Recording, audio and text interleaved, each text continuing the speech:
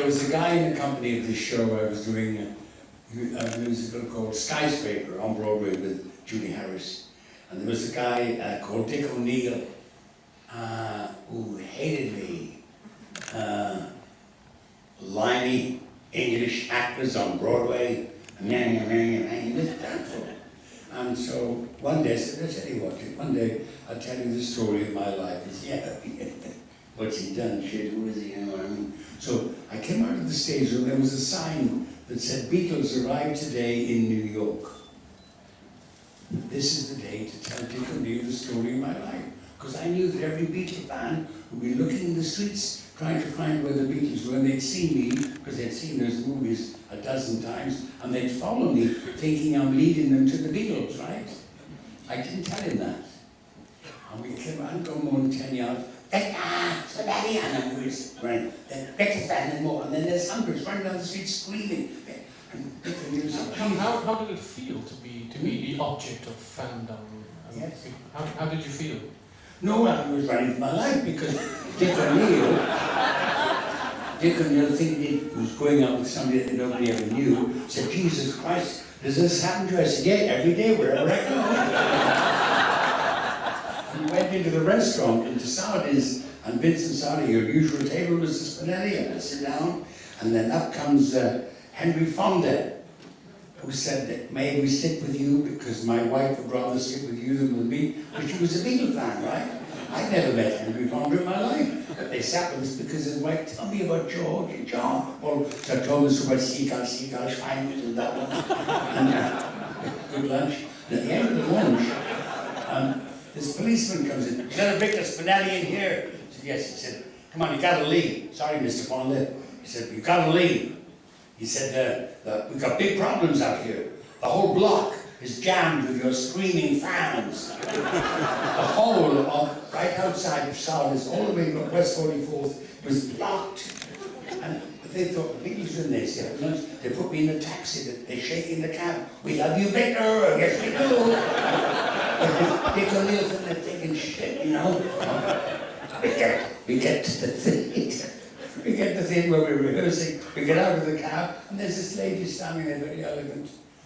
I don't know how old, I never know people's ages, but she looked at me maybe about 40, and she said, Mr. Spinetti, I'm your greatest fan. I am from Uruguay. Where the fuck is it, right? Dick O'Neill saying, somebody knows if I'm Uruguay? After that he carried coffee, and he carried my script, and was... Oh, because, and then they formed the Beatles, Victor Spinetti Fan Club of America. And we were on the plane going to the Bahamas. We weren't allowed to get off in New York, we just landed there to refuel. We're on the plane with the Beatles going to and we could hear these screams at the airport. The Beatles took no notice, they were sitting there playing cards. And suddenly an immigration man gets on the plane and said, is that a Victor Spinetti here? I said, yes. He said, would you come to the door of the plane, please, and wave? Your fan club is at the airport. And the Beatles said, is fan club? And they came to the door, the four of them, and me, and they go, great, and I got jelly babies and teddy bears, and John said, hey, Vic, you're really impressed with your fan club? You think we could join? I said, I don't know, so I wrote to the woman who organised it, and they joined. And it's not well known, but Brian Epstein and the Beatles were card-carrying members of the official Victor Spinetti Fan Club of America. And you know, the extraordinary thing is this, oh my God, it's so important. Everybody I've ever known, I still know. And even those girls today write to me. Some of their grandchildren are called Victor. Some people live in Sweden, some live in Europe. And still get letters, we still communicate, we still talk. A lesson, love. I know families that one sister doesn't speak to one brother. Drop that shit, for Christ's sake. Life's too short. Sorry.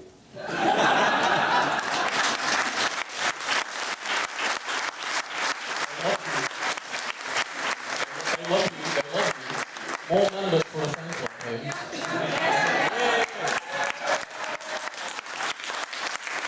But it's true. I go around the drama college colleges, my darling, sometimes talking to actors, young people who want to be actors and actresses.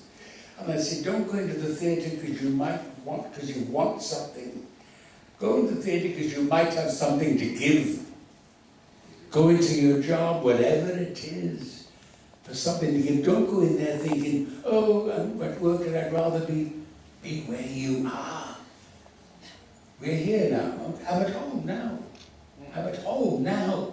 This is my house. I have an address with the police or the income tax. Invariably find me. But this is where I live. I'm at home now. Only be where you are. This is what John was interested in. When they went to India to find enlightenment, I said to John, why are you going to India to find enlightenment? I said, there's nowhere to go. We're already here. If you want enlightenment, you have to go and find the old man for the wisdom. We are the old man for the wisdom. We don't have to go and ask them a question. We are the question. Have to find out the answers. We are the answers. The power is amazing behind the eyes. And they said, you've got to meet the Maharishi. So I met the Maharishi in New York. What did you think of Maharishi? Well, in the Plaza Hotel, there he was sitting giggling on this cushion. Making a lot of money? There were all flowers and presents. And one lady said, excuse me, Your Highness, but how do you teach children the principles of transcendental meditation? And the Maharishi fell about laughing and said, my dear lady, they invented it. Now, I knew then he was okay. Because a child of 4 could be sitting here now, playing with this, and this could be a spaceship going to Mars, as I'm chatting away here. And then suddenly, that child, at that moment, has the concentrated powers of genius.